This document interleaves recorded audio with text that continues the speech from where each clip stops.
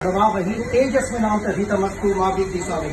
मैं रविकांत पांडे आप सभी आने हुए शिक्षक शिक्षार्थियों आगंतुक अतिथि और बीएनआई के जो सपनों का उड़ान कार्यक्रम आपने रखा है, एक सपना होता है रास्ता बनाने का, मानसिक बौद्धिक शारीरिक सेवा सुरक्षा संस्कार के साथ जो आपने उड़ान भर रही है, एक सेवा का और सपना।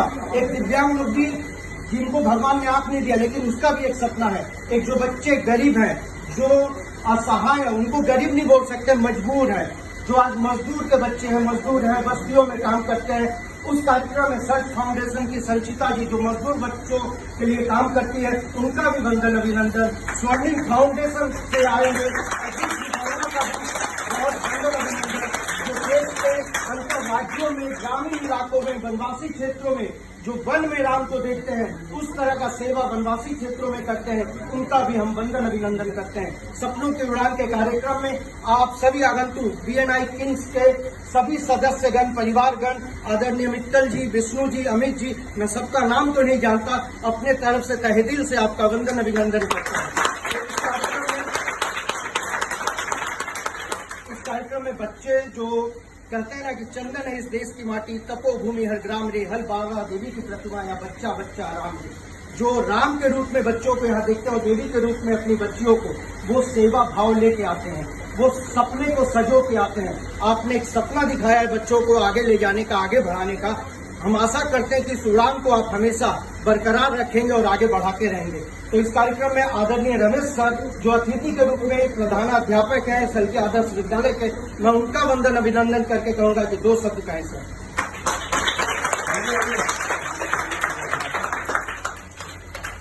मैं बीएनआई टीम की तरफ से उपस्थित सभी सदस्यों को मेरा नमस्कार।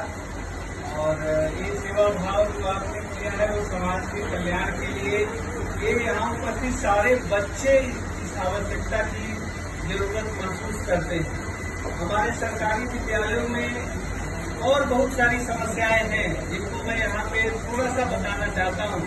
जो सबसे बड़ी समस्या शिक्षकों की है। हमारे स्कूल तकरीबन खाली हो चुके हैं, शिक्षक नहीं है स्कूलों में। 13 साल से मैं अपने विद्यालय में अकेला शिक्षक 13 साल से मैं अपने विद्यालय में अकेला शिक्षक हूँ और मैं 3 शिक्षकों को रखा हूँ जिससे पठन पाठन का कार्य सुचारू रूप से चलाया जाता है। एक क्लर्क था, अभी फिलहाल सुप्रीम कोर्ट के द्वारा वो भी चला गया। तो मैं अपने स्कूल में एक अकेला व्यक्ति हूँ 13 साल से। मेरा स्कूल ऐसा नहीं है, बाकी ऐसे हावड़ा जिला में बहुत सारे स्कूल हैं जहाँ पे ये अभाव है। तो मेरा आप लोगों से एक अनुरोध ये भी है कि इस तरफ भी आप अपने ध्यान को आकर्षित करें। स्कूलों में अध्यापकों के सुचारू रूप से चलने के लिए अध्यापकों की व्यवस्था भी करें आप, जिससे शिक्षा और पठन पाठन अच्छा चले। और आप लोग के नेतृत्व की जरूरत है, आप लोग के सहयोग की जरूरत है इस समाज को, और हर समय रहेगी। Thank you.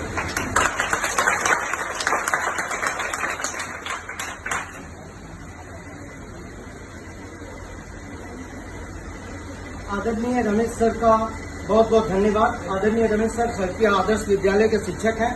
आज से 2 साल पहले कोविड के बाद शायद वो विद्यालय की छत गिर गई थी और इस तरह का अगर बारिश होता तो बच्चे कमर तक डूब जाते, ऐसा वो विद्यालय था।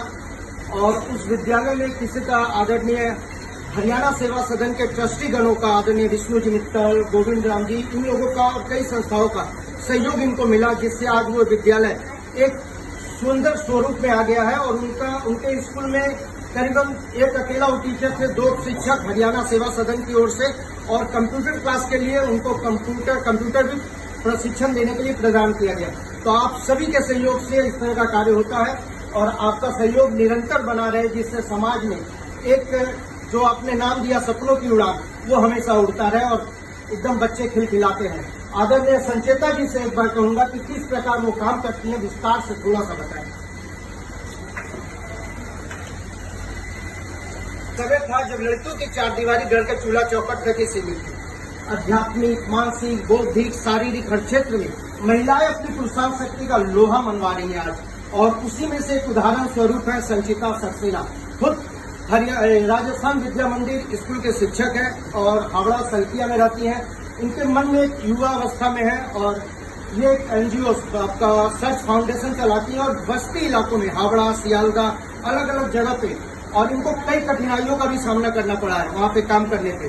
तो वो बस्ती इलाके में कहीं मंदिर है, कहीं पेड़ के नीचे जो वहाँ बच्चे रहते हैं, उनको किसी न किसी प्रकार प्रशिक्षित करना, समाज से जोड़ना, उनमें ये लगे और इनके कई स्टूडेंट भी इनका साथ दे रहे हैं। और आज आपने हाथ बढ़ाया तो हो सकता है इनकी उड़ान और आगे बढ़े और इनका सपना भी पूरा हो जाए।